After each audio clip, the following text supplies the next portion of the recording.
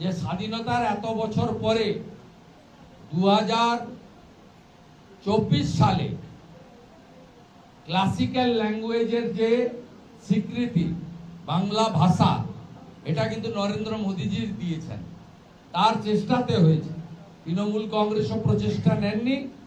এবং স্বাধীনতার পর থেকে যত সরকার কেন্দ্রে বা রাজ্যে এসেছে তারা কেউ এই বাংলা ভাষাকে, ক্লাসিক্যাল ল্যাঙ্গুয়েজকে যে স্বীকৃতি, সেই স্বীকৃতিটা নরেন্দ্র মোদীজির নেতৃত্বে ভারত সরকার দিয়েছে।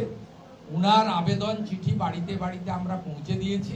তিনি মেট্রো উদ্বোধন করতে এসে পরিষ্কারভাবে দমদমে বলে গেছিলেন, আমার কাজ বাংলার হিত গৌরব ফেরানো। স্বাধীনতার সময় বাংলা শিল্পে এক ছিল, বিনিয়োগ এক ছিল, ফরেন ডাইরেক্ট ইনভেস্টমেন্ট বাংলায় সবচেয়ে বেশি এসেছে, কর্মসংস্থান বাংলার সকলের হাতে কাজ ছিল। বাংলায় বরঞ্চ অবিভক্ত বিহার, ইউপি, উড়িষ্যা থেকে, আসাম থেকে লোক আসতো কাজের খোঁজে। বাংলা শিক্ষাতে একে ছিল, বাংলা মেধাতে 1 নম্বরে ছিল। তিনি সেই উদাহরণগুলো দিয়ে বলেছেন যে বিজেপির সরকার আনবেন, আমরা বাংলার যে হিত গৌরব সেটা পুনরায় ফিরিয়ে আনার কাজ করব। এবং তিনি বলেছেন, আমি এর গ্যারান্টার থাকলাম। বিধানসভা নির্বাচনে পশ্চিমবাংলার লোকেরাই লড়বে, পশ্চিমবাংলার লোকেরাই জিতবে, তারাই বিধানসভা গঠন করবে, মন্ত্রিসভা গঠন করবে, তারাই সরকার চালাবে। আমাদের নেতা নরেন্দ্র মোদী বলে গেছেন, বাংলার হিত গৌরব ফিরিয়ে আনার ক্ষেত্রে আমি গ্যারান্টার থাকলাম। অন রেকর্ড হাজার হাজার মানুষকে সাক্ষী রেখে, আপনাদেরকে সাক্ষী রেখে বলে গেছেন। তাই মানুষ, গোটা বিশ্ব যে নেতার প্রতি আস্থা রেখেছে, সেই নেতার প্রতি পশ্চিমবঙ্গের গণদেবতা, জনতা, জনার্দন, ভোটার ভদ্রমণ্ডলীয় আস্থা রাখবেন। আমরা 40% ভোট ইতিমধ্যে পেয়েছি। 2,30,00,000 ভোট আমাদের হাতে আছে। মানুষ আমাদের 19, 21, 24 তিনটে ভোটেই ভোট দিয়েছে। এবারে আমাদের আর বাড়তি 5% ভোট এবং 25 থেকে 30 লাখ এক্সট্রা ভোট আমাদেরকে মানুষ যদি দেন, আর চুরি, জোচ্চুরি, সন্ত্রাস, এই অত্যাচার, ভোটে রিগিং, গণনায় কারচুপি, এটা যদি ইলেকশন কমিশন রুখে দিতে পারেন, তাহলে পশ্চিমবাংলায় পরিবর্তন তো হবেই। একদম বিহারের মতো অত্যন্ত ভালো মেজরিটি নিয়ে মোদীজির নেতৃত্বে একটি রাষ্ট্রবাদী সরকার স্থাপন।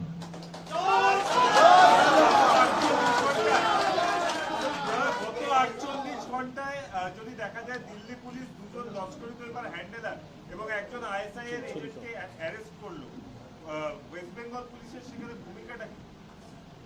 ভূমিকাটা তোষণ, তুষ্টিকরণ, হাই অ্যাপিচমেন্ট। আপনাকে বলি, পশ্চিমবঙ্গ শুধুমাত্র দুর্নীতির হাব, তোষণের হাব হয়নি, জঙ্গিদেরকে একটি নিরাপদ আশ্রয়স্থল করে দিয়েছে তৃণমূল কংগ্রেস। আমি সব জায়গায় বলি, প্রতিদিন বলি, গত 2 বছরে সোনারপুর থেকে আব্দুল মান্নান লালটু শেখ ধরা পড়েছে, যিনি জঙ্গি সংগঠনের লিঙ্কম্যান। আনসারুল বাংলার প্রতিনিধি সাদ শেখ ধরা পড়েছে মুর্শিদাবাদের হরিহর পাড়ায় একটি খারেজি মাদ্রাসা থেকে। তিনি 3 বার ভোট দিয়েছেন তৃণমূলকে। এখানেই পাশে ক্যানিং, এখান থেকে কাশ্মীর থেকে এসটিএফ এসে জাভেদ মুন্সিকে অ্যারেস্ট করে নিয়ে গেছে, যিনি আরডিএক্স এ বিশেষ বিস্ফোরক বানাতে পারেন। 2 কিলোমিটার দূর থেকে রিমোটে গাড়ি বাড়ি মানুষকে উড়িয়ে দেওয়ার ক্ষমতা তার আছে, তাকে নিয়ে গেছে কাশ্মীর এসটিএফ। তাই এই ঘটনা কোনো বিচ্ছিন্ন ঘটনা নয়। ইন্দোরের সেক্স র্যাকেট ধরা পড়লে বাংলাদেশি মুসলিম অনুপ্রবেশকারী রোহিঙ্গারা ধরা পড়ে। দিল্লিতে আপনার হনুমান জয়ন্তীর মিছিলে যারা পাথরবাজি করে তারা ধরা পড়ে এখানকার লোক।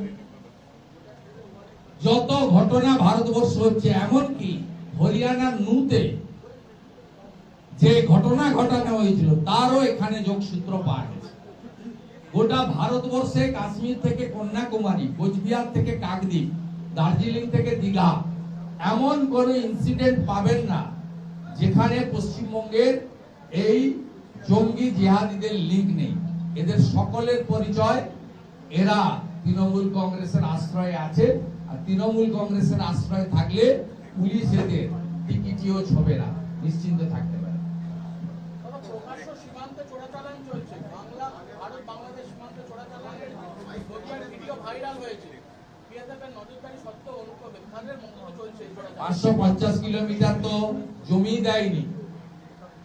গোসাবা তো 13টা দ্বীপ, একটা দ্বীপে বিএসএফ আছে। আপনি ফিশারম্যান সেজে এই ডিঙ্গি নৌকাতে যদি সুন্দরবন থেকে কোন বাংলাদেশ থেকে জঙ্গি বা কোন চোরাচালানকারী এখানে ছোট নৌকা নিয়ে এসে উঠে পড়ে, অসংখ্য বৈধ এবং অবৈধ ঘাট রয়েছে, আপনি তাকে আটকাবেন কি করে? এই কাজটা তো কোস্টাল পুলিশ স্টেশনে, এই কাজটা তো লোকাল পুলিশের। এই জন্যই তো রাজ্যে 4000 ভিলেজ পুলিশ, যাদেরকে ইনফরমেশন দেওয়ার কথা বলা হয়। কিন্তু এখানে টাকার বিনিময়ে আর ভোট ব্যাংকের কথা মাথায় রেখে এদেরকে লালিত পালিত করা হচ্ছে। তাই বাঁচতে চাই বিজেপি, তাই পাল্টানো দরকার, চাই বিজেপি সরকার। এছাড়া কোনো রাস্তা নেই, কোনো বিকল্প রাস্তা নেই। এখানে ভারতীয় জনতা পার্টির সরকার করবেন। অমিত শাহজি বলে গেছে ব্যারাকপুরে কার্যকর্তা সমাবেশে যে 45 দিনের মধ্যে সীমান্তে আমরা কাঁটা তার দিয়ে সিল করে দেওয়ার কাজ করব। তিনি 3টে কথা বলেছেন পাটনাতে বসে সাংবাদিকদের টক শোতে। প্রথম বলেছেন ডিটেক্ট, এই অবৈধ বাংলাদেশি জঙ্গি অনুপ্রবেশকারী, প্রথমে ডিটেক্ট, তারপরে ডিলিট, তারপরে বিজেপি সরকার এলে রিপোর্ট। গুজরাট যদি পরিষ্কার করতে পারে, দিল্লিতে বিজেপি এসে যদি পরিষ্কার করতে পারে, হরিয়ানা বিজেপি সরকার যদি পরিষ্কার করতে পারে, উত্তরপ্রদেশ সরকার যদি পরিষ্কার করতে পারে, মহারাষ্ট্রে দেবেন্দ্র ফাডনবিস সরকার যদি পরিষ্কার করতে পারে, এমনকি দেশের স্বার্থের কথা ভেবে অবিজেপি এনডিএ সরকারও বিভিন্ন জায়গায় সহযোগিতা করেছে, কেবলমাত্র পশ্চিমবঙ্গে এই সরকার কেন্দ্রের সঙ্গে যুদ্ধ লাগানো এবং জাতীয়তাবাদ রাষ্ট্রবাদ দেশকে দুর্বল করার কাজ করেছে। তার ফলে আমরা এই সমস্যার মধ্যে দিয়ে আছি। মানুষ যদি চায় আর মাত্র 2 মাস, এপ্রিলের 30 তারিখের মধ্যে পরিবর্তন হবে। আপনারা বেশি করে ভোট দিন, জোট বাঁধুন, বিশেষ করে রাষ্ট্রবাদী সনাতনীরা আপনারা ভোট দিন। মুখ্যমন্ত্রী মমতা ব্যানার্জি বলেন ধর্ম যার যার, উৎসব সবার। বিরোধী দলনেতা বলেন ধর্ম যার যার, রক্ষা করার দায়িত্ব তার তার। এটা বাঁচার লড়াই, এই লড়াই জিততে হবে।